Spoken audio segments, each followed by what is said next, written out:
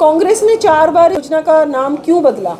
पहले कांग्रेस ने इसका नाम रखा ग्रामीण रोजगार योजना, फिर इन्होंने उसका नाम रखा जवाहर रोजगार योजना, 2004 में उन्होंने इसका नाम रखा नरेगा, 2005 में चुनाव आने वाले थे, फिर उन्होंने उसका नाम रखा मनरेगा।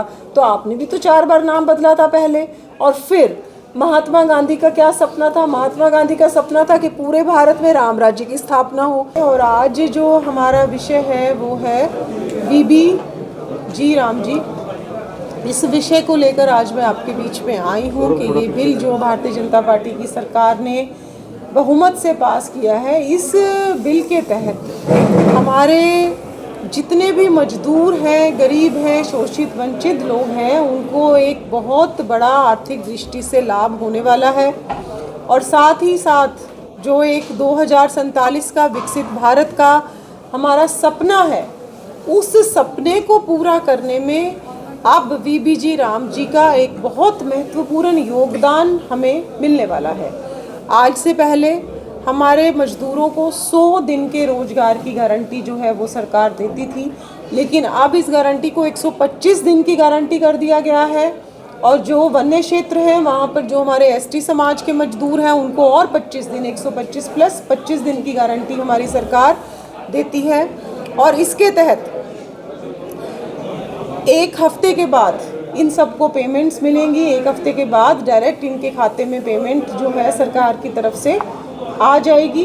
तो ये भी एक हमारे मजदूरों को बहुत बड़ा फ़ायदा होने वाला है। और साथ ही साथ 125 प्लस 60 जो हमारे खेती का समय होता था, चाहे वो किसी भी प्रदेश में अलग अलग समय पे अलग अलग पैदावार होती है, तो वो प्रदेश तय करेगा कि कौन से ऐसे 60 दिन हमारे प्रदेश में हैं जब बुआई और कटाई के समय हमें मजदूरों की ज़रूरत पड़ती है। तो जो भी वीबी जी राम जी के तहत प्रोजेक्ट्स चल रहे होंगे, उन 60 दिनों के लिए उन प्रोजेक्ट्स को रोक दिया जाएगा। तो हमारे जो मजदूर भाई हैं उनको 125 प्लस 60 185 दिन का रोजगार जो है वो मिलेगा।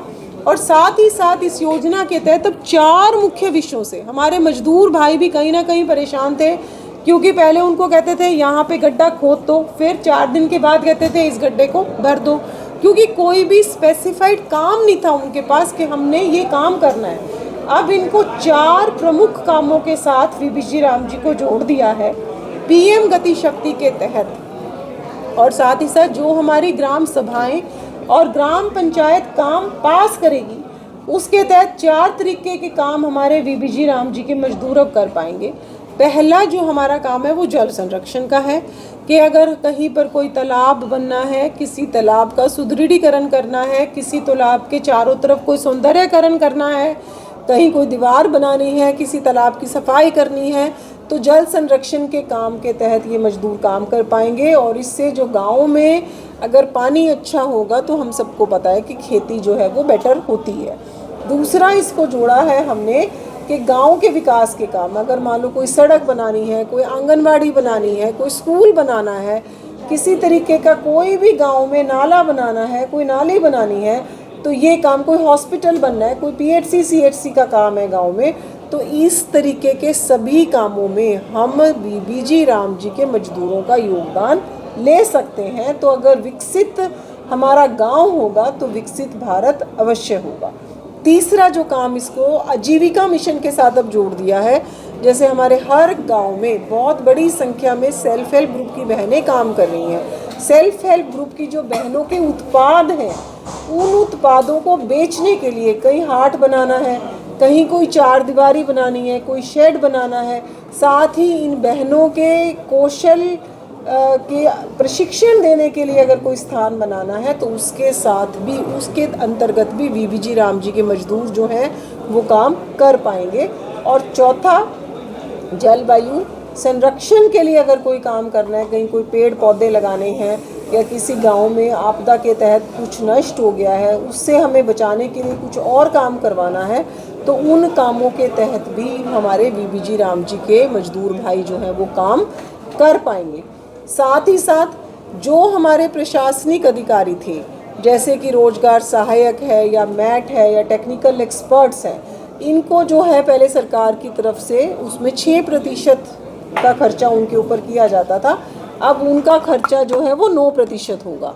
और ये सब करने के बाद जितना पैसा आज तक केंद्र की सरकार खर्चा कर रही थी, 17,000 करोड़ प्रति वर्ष केंद्र की सरकार और ज़्यादा बीबीजी राम जी के तहत जो है उसका टोटल जो बजट है उसमें 17,000 करोड़ का और ज़्यादा प्रावधान किया गया है।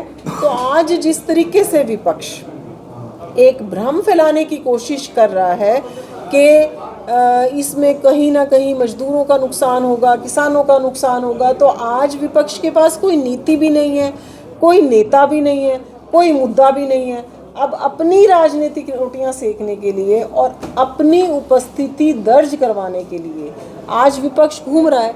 लेकिन पहले आप सबने देखा कि हमारे राहुल गांधी जी ने एक भारत जोड़ो यात्रा, एक बहुत बड़ी यात्रा निकाली और कांग्रेस किस तरीके से सिकुड़ के 99 पे रह गई। क्योंकि विपक्ष का काम होता है एक सकारात्मक विपक्ष की भूमिका निभाना कि अगर कोई सरकार कोई गलती कर रही है, कोई ठीक काम नहीं कर रही, तो उन मुद्दों को लेकर आना। लेकिन आज जो है कांग्रेस, क्योंकि उनके पास कोई मुद्दा ही नहीं है, तो वो आज ऐसे मुद्दों को लेकर चलती है जिसमें ठीक काम हो रहा होता है, लेकिन फिर भी उन्होंने उसमें अपनी राजनीतिक रोटियां सेकनी है। और ऐसी रोटियां सेकते सेकते आपने आज महाराष्ट्र का चुनाव आपके सामने है, जिसमें किस तरीके से सारे निगमों पर किस तरीके से हमने मेजॉरिटी से कांग्रेस का सुपड़ा साफ कर दिया है। तो मैं कहती हूँ और यात्राएं निकालनी चाहिए कांग्रेस को, ताकि आप 99 से धीरे धीरे कांग्रेस मुक्त जो है वो हमारा भारत बने। लेकिन आप सबके चैनल्स के माध्यम से मैं सभी मजदूर भाइयों से, किसान भाइयों से ये बताना चाहती हूँ कि ये जो बिल हम लाए हैं ये केवल और केवल इसलिए लाए हैं कि आपको पारदर्शिता से काम मिले और आपको पारदर्शिता से आपकी 1 हफ्ते के बाद पेमेंट मिले। जो काम आप करते हो वो काम करने के बाद आपको ये संतुष्टि मिले कि भारत के विकास में, इस गांव के विकास में मैंने भी अपना गिलहरी जैसा योगदान दिया है। तो ये जो बिल हम लेकर आए हैं, पुराने जितने भी इसमें भ्रष्टाचार हो रहा था, जितने भी इसमें घोटाले हो रहे थे, उन सब चीज़ों को ख़त्म करने के लिए, क्योंकि जो मजदूर काम करेंगे पहले उनकी बायोमेट्री होगी, बायोमेट्री के बाद जियो टैगिंग होगी कि वहाँ पर कौन क्या काम कर रहा है, उसके बाद उसकी वीडियोग्राफी होगी। तो जो मजदूर काम करेगा उसको पैसा मिलेगा और कंप्लीट पेमेंट मिलेगी, डीबीटी के माध्यम से मिलेगी। पहले कभी उनको पैसे नहीं मिलते थे, कभी आधे मिल जाते थे, कभी पौने मिल जाते थे। और साथ ही साथ जो अधिकारी काम कराएंगे उनका खर्चा भी सरकार ने बढ़ा दिया, 6 से 9% कर दिया। तो हर तरीके से गरीब मजदूरों के हित में और साथ ही साथ किसानों को भी मजदूर मिले उनके खेत में काम करने के लिए, उन सारी समस्याओं को देखते हुए सरकार जो है ये बिल लेकर आएगी। भी हो सकता था। कांग्रेस ने 4 बार इसका योजना का नाम क्यों बदला? पहले कांग्रेस ने इसका नाम रखा ग्रामीण रोजगार योजना, फिर इन्होंने उसका नाम रखा जवाहर रोजगार योजना, 2004 में उन्होंने इसका नाम रखा नरेगा, 2005 में चुनाव आने वाले थे, फिर उन्होंने उसका नाम रखा मनरेगा। तो आपने भी तो 4 बार नाम बदला था पहले। और फिर महात्मा गांधी का क्या सपना था? महात्मा गांधी का सपना था कि पूरे भारत में राम राज्य की स्थापना हो।